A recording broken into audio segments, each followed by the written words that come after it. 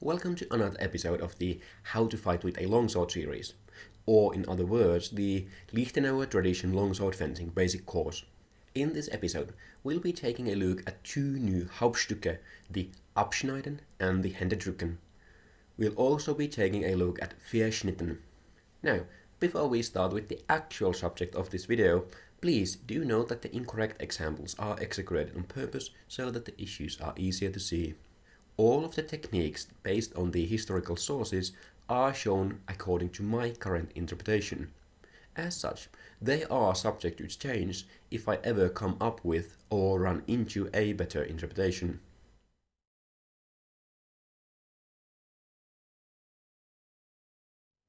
With Abschneiden and Verschnitten, we have an interesting issue with our three sources.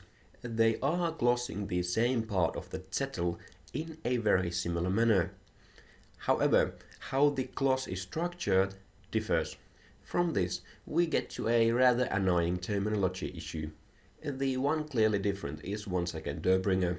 It doesn't have a gloss for the Abschneiden, and for Händedrücken it describes the mechanical advantage the strong has when parrying or turning away your opponent's attacks. This is completely different from what Danzig and Ringek have. Danzig and Ringek gloss the Händedrücken very similarly.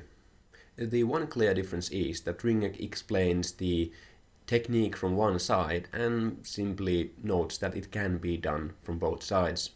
Danzig explains the technique for both sides separately. With Abschneiden and Verschnitten we get into issues. Danzig has two distinct parts. First, it explains that here is the text and clause for the Abschneiden. Then it has a second part for which he notes that here is the text and clause for the Verschnitten. Ringek has both of these sections of the Zettel closed as a single section. This section is simply noted as the text and clause for the Abschneiden.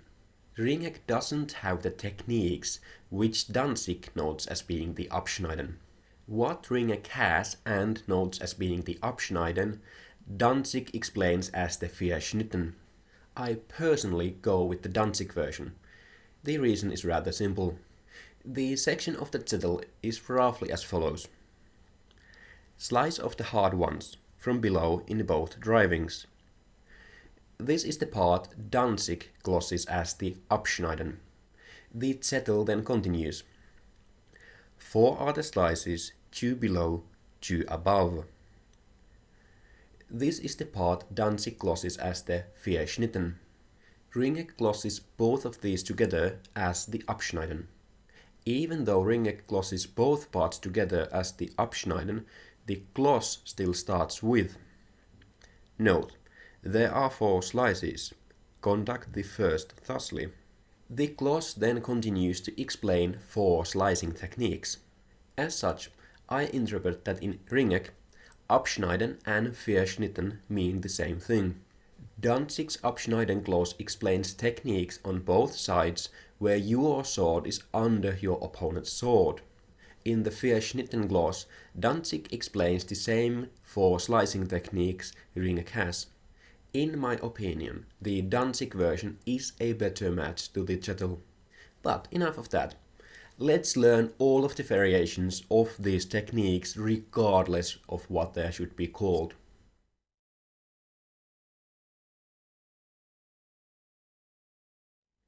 Let's start with what Danzig calls Abschneiden. As said, Ringek doesn't have these techniques. In the starting position, the trainee stands in Albe and the coach in Vom Tag. The coach closes in and covers the trainee's blade over the weak. The coach can do this in the end position of a Krumpau parry. The trainee jerks up against the coach's sword with the short edge. The coach presses down. The trainee pulls their sword backwards towards the side on which the coach's point is until it clears the coach's sword. The trainee then cuts directly to the coach's mouth with a passing step. When cutting to the coach's mouth, keep the cutting trajectory close to the coach's sword. Return to the starting position and repeat. It is important that the trainee jerks their sword up against the coach's sword before pulling away. If the coach is not actively pressing down, it is trivial for them to get their point in line when the trainee is pulling their sword backwards. Also, don't simply cut with your wrists, make a proper cut using core rotation and the passing step for power generation. As already said, cut so that the trajectory is close to the coach's sword. This keeps the line closed if the coach is able to react to the cut. Don't cut by bringing your sword around. Next, a technique where the coach covers the trainee's sword over the strong.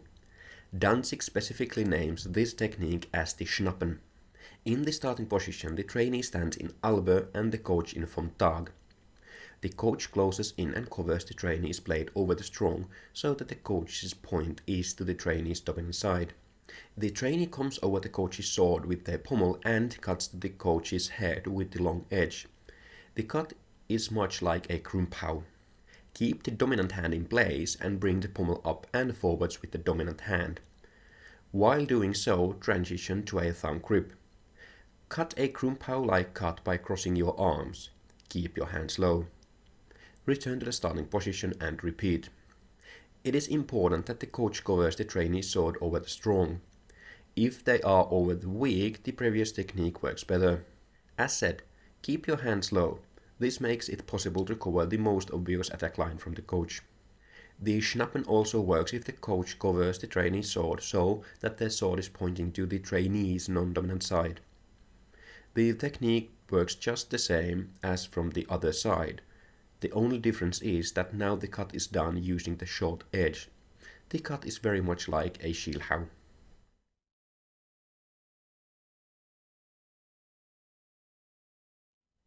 Then we get to what Ringer calls the Abschneiden and Danzig the Verschnitten. Let's start with the overslice exercise. In the starting position, both fencers stand in vom Tag at a passing step distance. The coach cuts an Oberhau at the trainee's head. The trainee parries. The coach cuts a second Oberhau to the other side. When the coach is going around the parry with the Umschlag, the trainee steps towards their non-dominant side and presses their sword on the coach's forearms on that side. The trainee then pushes towards the coach's non-dominant side and down in a rotational motion. When they get the coach's hands down, the trainee keeps pressing on the coach's forearms with their sword and backs away, thus slicing the forearms. I recommend that the coach wears a long-sleeved shirt, a hoodie or something similar for this. Also make sure that there are no nicks on the sword which might hurt the coach. Return to the starting position and repeat. In the beginning, this is easier if the coach makes the Umschlag with an exaggerated motion. When pressing at the coach's forearms, think of pointing the sword over them. If you point the sword directly up, it will be very difficult to press the coach's arms down. Also, don't think of pressing directly down. Think of pressing towards the coach's non-dominant side and down. The technique works exactly the same on the other side. For the starting position, the trainee stands in Flug and the coach in vom Tag. The coach can use the high vom Tag if they wish. The coach cuts an Oberhau from the non-dominant side. The trainee parries and the coach continues with an Umschlag to the other side. The trainee steps towards their dominant side and performs the overslice as explained previously. Return to the starting position and repeat. The overslice on both sides works just as well against Zwerchhau as it does against an Oberhau. Next, the underslice on both sides. In the starting position, both fencers are standing in Flug at a passing step distance. The trainee is standing in a dominant side Flug. The coach thrusts towards the trainee's face with a passing step. The trainee parries towards their non-dominant side. The coach keeps closing in aggressively and driving their arms up. When the coach comes close and has their hands at least at eye level, the trainee drops their point to their non-dominant side and presses the long edge on the coach's forearms. You can think of this motion as a very small Zwerchhau. You want to get the sword blade on the coach's forearms below the pommel. The trainee presses up and forwards. Return to the starting position and repeat. It is important the coach drives up with their hands. If the coach gives sideways pressure towards the trainee's head, this technique becomes extremely difficult. The technique works just the same if the trainee parries the coach's thrust towards their dominant side. In this case, the trainee drops the point towards their dominant side and comes to the coach's hands with the short edge. Once again, you can think of this motion as a very small Zwerchhau.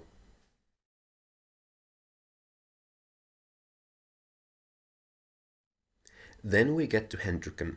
Both Danzig and Ringek agree that this is basically just a transition from an underslice to an overslice. Start with the non-dominant side underslice exercise. When the trainee ends up with their sword on the coach's forearms, they bring their point up and then towards their non-dominant side. Simultaneously, the trainee steps towards their non-dominant side. With this, they end up in the position for the overslice. From there, continue just like in the overslice drill until the coach's hands are down and it is possible to back away and slice their forearms. Return to the starting position and repeat. This technique works just the same from the dominant side. It is important to step to the side when bringing the point of the sword up. Otherwise, it is very difficult to get the sword over the coach's forearms.